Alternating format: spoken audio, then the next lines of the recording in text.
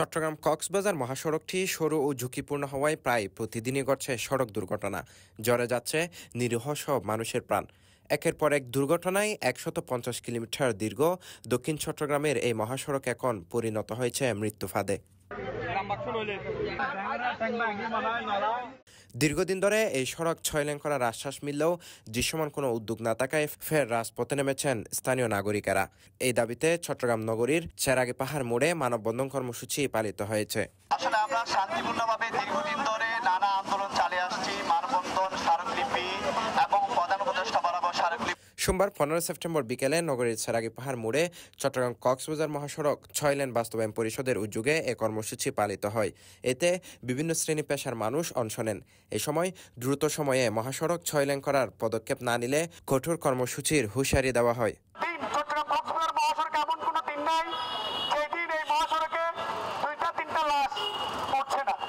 তবে কেন জানি না একের পর এক সরকার যায় আসে, বহু সরকার এসেছে, বহু সরকার গিয়েছে, বহু এমপি মন্ত্রীও হয়েছে এই জনপদ থেকে, কিন্তু কেউ কখনো এই জিনিসটাকে গুরুত্ব দিয়ে দেখলো না।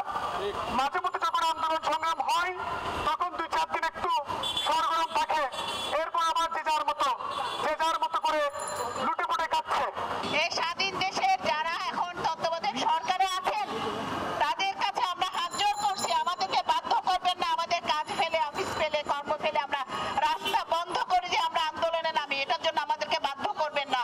আমরা সবাই খুব বিনয়ের সাথে ভদ্রভাবে আমরা মানববন্ধন করছি, আমরা দাবি আদায়ের জন্য কথা বলছি। আমরা রাস্তা বন্ধ করে দিয়ে হাজার হাজার মানুষের দুর্ভোগের সৃষ্টি করে আমরা আন্দোলনে যাই, সেটা আপনারা আশা করি চান না।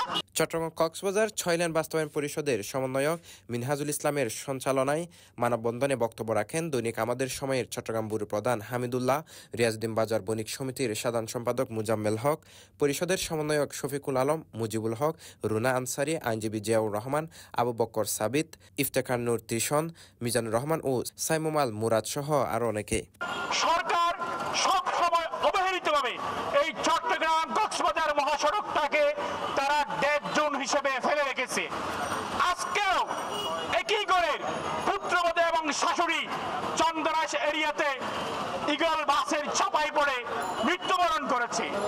আর কত মৃত্যুর মিছিল হলে, আর কত মায়ের বুক খালি হলে সরকারের টনক নড়বে।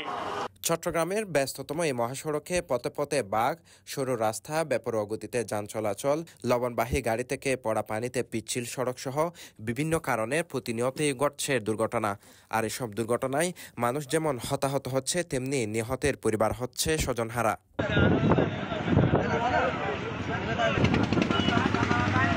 সর্বশেষ আজ সোমবার দুপুরে মহাসড়কের দোহাজারী চন্দনাইশ অংশে মর্মান্তিক সড়ক দুর্ঘটনায় শাশুড়ি ও পুত্রবধূ সহ ৩ জন নিহত হয়েছেন।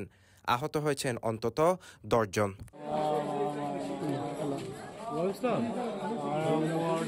দীর্ঘদিন ধরে এই মহাসড়কটি ৬ লেনের দাবিতে বিভিন্ন মহল থেকে আন্দোলন চালিয়ে আসছিলেন।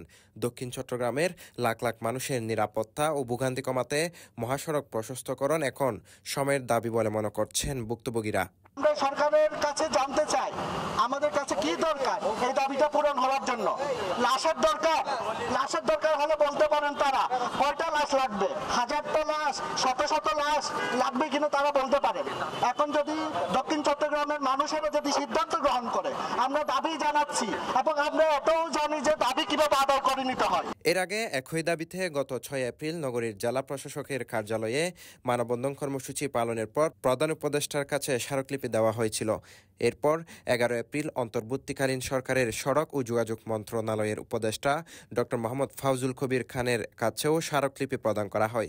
তবে এতদিনেও বাস্তব কোনো পদক্ষেপ না থাকায় নতুন করে আন্দোলনে নামলেন এলাকাবাসী। চট্টগ্রাম কক্সবাজার মহাসড়ক এত গুরুত্বপূর্ণ সড়ক হওয়ার পরও এখনো পর্যন্ত ৪ লেন বা ৬ লেনে কোনো লাইনে উন্নতি করা হয় নাই। Sheikh Mohammad Faisal, CTG post, Chittagong.